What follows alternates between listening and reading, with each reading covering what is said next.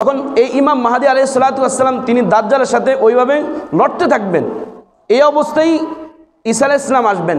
ঈসা আলাইহিস সালাতু ওয়াস সালামকে আল্লাহ তাআলা কততম আসমানে নিয়ে গেছেন? চতুর্থ আসমানে। ইহুদিরা তারা চাইছে ঈসা আলাইহিস সালামকে হত্যা করতে, কিন্তু হত্যা করতে পারে নাই।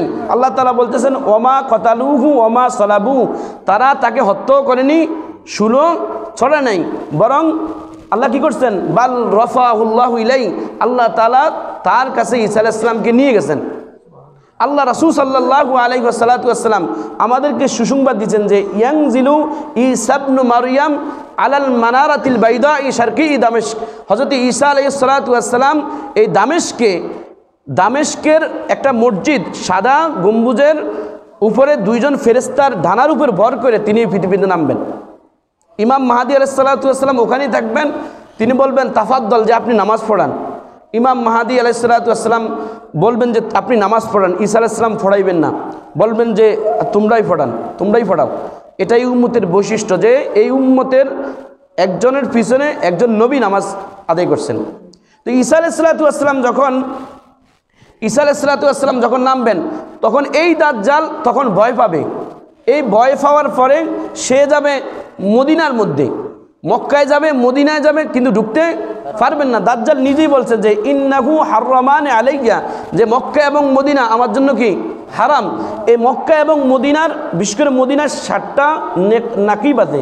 নাকিব অর্থ হলো আপনার এই যে প্রবেশপথ, বড় বড় 7টা প্রবেশপথ আছে। এই সবগুলা প্রবেশপথের মধ্যে এই ফেরেশতারা তারা অস্ত্র নিয়ে, তলোয়ার নিয়ে পাহারাদার থাকবে। যখনই দাজ্জাল আসবে তখন তার দিকে তেড়ে আসবে। তখন মক্কা থেকে দাজ্জাল যাবে মদিনায় গিয়ে মদিনাও প্রবেশ করতে পারবে না। তখন চলে যাবে কোথায়? তখন সিরিয়ার দিকে যাবে। এই সিরিয়ায় গেলে, সিরিয়া যাওয়ার পরে ঈসা আলাইহিস সালাম তার পিছে আবার সিরিয়া যাওয়ার পরে আল্লাহ রাসূল বলতেছেন ফায়াতলুবুহু হাত্তা ইউদরিকুহু বিবাবিল উদ্দিন ফায়াকতুলুহু। হযরত ঈসা আলাইহিস সালাতু ওয়াস সালাম তাকে পাবে এই সিরিয়ায়, এই লুদ নামক গেট, এই গেটের সামনে পাবে। এটা শ্বেত পাথরের। হযরত ঈসা আলাইহিস সালাতু ওয়াস সালাম ফায়াকতুলুহু, তাকে তরবারি দিয়ে 2 ঘন্টা করে হত্যা করবে। এই হলো দাজ্জালের যে সর্বশেষ অধঃপতন।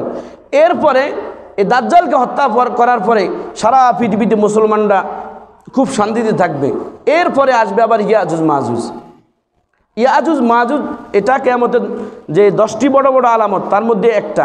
ইয়াজুজ মাজুজ কারা, তারা কয়দিন পৃথিবীতে থাকবে, কি করবে, এটা নিয়ে অনেক বিস্তারিত আলোচনা আছে। আমি